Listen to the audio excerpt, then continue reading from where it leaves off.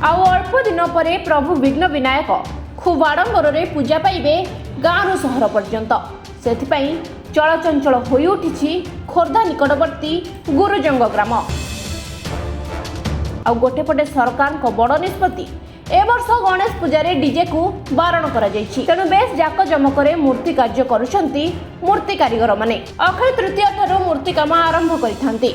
प्रथमे माटी नड़ा काठ एवं कता आनी कार्य करिथांती। प्राय 10 रु 12 जन लोक एथिरे लागिथांती। सेमानकर जहा प्रतिक्रिया थिला गत वर्ष ठारू चलित वर्ष अधिक मूर्ति करिछंती एवं कलिकतारू आसिथिबा अलंकार यथा मुकुट लुगा आ रंग बेस लोकंकु आकर्षित करुछि।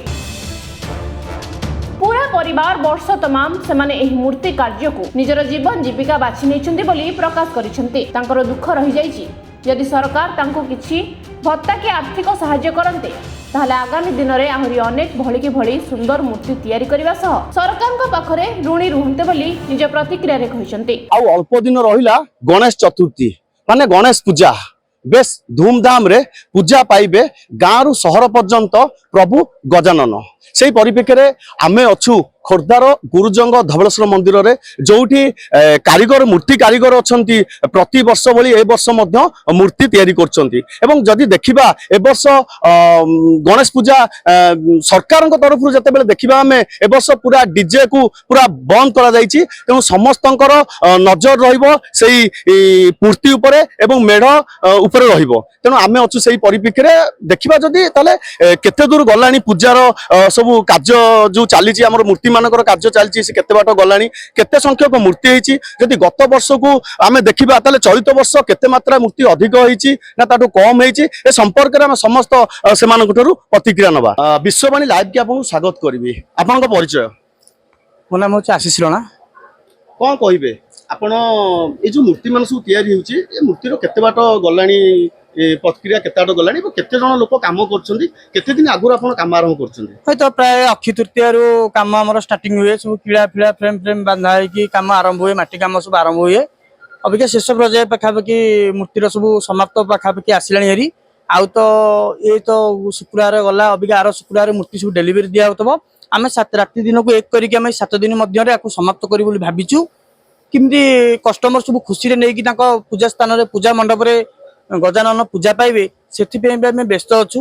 आपन जो मूर्ति तैयारी करछन आपन केवल गणेश मूर्ति तैयारी करछन ना वर्ष तरह एइतरे जीवन जीविका रहउची आपन? नै ये तो हमर जीविका आ जीवन जीविका आमे सब एही काम करू। माने गणेश मूर्ति टारू मंगला मूर्ति विश्वकर्मा मूर्ति दशहरा मूर्ति प्राय वर्षटाकर जेतक मूर्ति पर्व पर्वाणी रे पड़े से मूर्ति सब आम पाक ऑर्डर आसे आमे करू। आपण तैयारी करछन ना आउ आपन को आगुर के तैयारी करछन? नै बापा हमरो पाखापाखि तैयारी करनी सदा बेले किंतु से संस्था को आमे आपणाई नेइचु। आमे 3 भाई आपणाई नेइचु। आमे 3 भाई जाक काम पिला भी सतर लागिसिन 7-8 जन आमे भी 3 जन 4 जन अछु तको आमे काम चलैचु। भाई आपण परिचय देबे? देवाशीष राणा।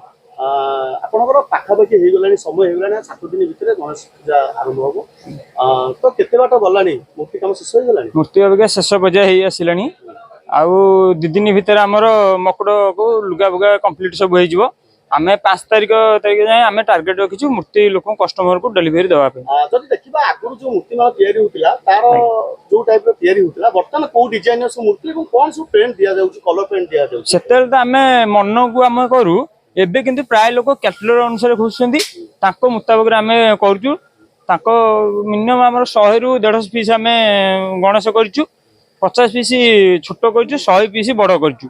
बड़ जेहेतु करजु 7 फुट रु आरंभ करिकि आमे 20 फुट जाय बड़ करजु आ बाकी छोटो करजु 4 फुट रु धरिकि 5-6 फुट जांगे छोटो करजु। आपण जो मुखा सब आनुछनी मकुट आनुछंती बा तार जो साज सजा लुगा पिंधुछंती ए सब कोठु आनुछंती? आमे कलकत्ता कुमार टोली रु आनु। भलो पड़ुची माला भलो लोकंकर भी बहुत चाहिदा अछि से मकुट। तापर दामिका मकुट भी आमे दउजु लुगा भी कस्टमर भलो दउजु। कंपटीशन मूर्ति भी आमे ये करजु सेति आमे कलकत्ता रु माल मगोजु कुमार टोली। ओसा आपण परिचय? मोर ना जटाधारी राणा। केते वर्ष लाए सब मूर्ति कार्यक्रम आपण? मो 15 वर्ष बयस रु मूर्ति काम कलेनी आसिके 61 वर्ष होलानी। अच्छा सरकार को तरफ रु आपण एते वर्ष धरि कार्य करछन सरकार तरफ रु किछि सहाय्य सहयोग बा होता कर किछि मिलछ ना? नाही कोनोसी सरकारी सहाय्य किछि मिलुनी। ଯାହା ଆମ ଆର୍ଥିକ ଏଥିରେ ଆମେ କାମ କରୁଛୁ ଇଏ କରିକି ଯଦି ମିଳନ୍ତା ଯଦି ମିଳନ୍ତା ତେବେ ଉପକୃତ ହୁଅନ୍ତୁ। ବାକି ଜିନିଷ କିଣିବା ପାଇଁ ଟିକନାକୁ ଇଏ ହୁଅନ୍ତା। ଆଉ କୌଣସି ତ ହଉନି। ମାଟି କିଣା ସବୁ ପ୍ରକାର କିଣା, ନଡା କିଣା, କାଠ ବାଉଁଶ ତ ଆଜିକାଲି ଯୋଉ ଭଳିଆ ଦୁର୍ଲଭ ମୂଲ୍ୟ ହେଲାଣି ସେକୁ କିଣିବା ପାଇଁ ଭାରି କଷ୍ଟ ହଉଛି। ଆଉ କାମ କରିବା ପାଇଁ ବି ବହୁତ ଇଏ ହଉଛି। ତେଣୁ ସେଇ ଭିତରେ ଆମେ କରୁଛୁ ଆଉ ଇଏ କରିକି କିଛି ଯଦି ସରକାରଙ୍କ ସାହାଯ୍ୟ ମିଳନ୍ତା ତାହେଲେ ଆମେ କରିବା ପାଇଁ, ଆମ ପିଲାମାନେ କରିବା ପାଇଁ ଆଗ୍ରହ ବଢନ୍ତା ସେମାନଙ୍କର। ଆଉ ତେଣୁକରି ସେମାନେ ଏଇଭଳିଆ ରେଟ୍ ଏଥିରୁ ଯୋଗୁ ସେମାନେ କରିବାକୁ ଆଗ୍ରହ ପ୍ରକାଶ କରୁନାହାନ୍ତି। ଆଉ ଆପଣଙ୍କ ପରିବାରରେ କେତେ ଜଣ କାମ କରୁଛନ୍ତି? ଆମେ ପାଖାପାଖି 10 ଜଣ କାମ କରୁଛୁ। ଏଇଥିରେ ଦିନ ରାତିକିରି ଏଇ ଖାଲି ମୂର୍ତ୍ତି କାମରେ ଆମେ ହିଁ ରହିଛୁ ବର୍ଷ ସାରା।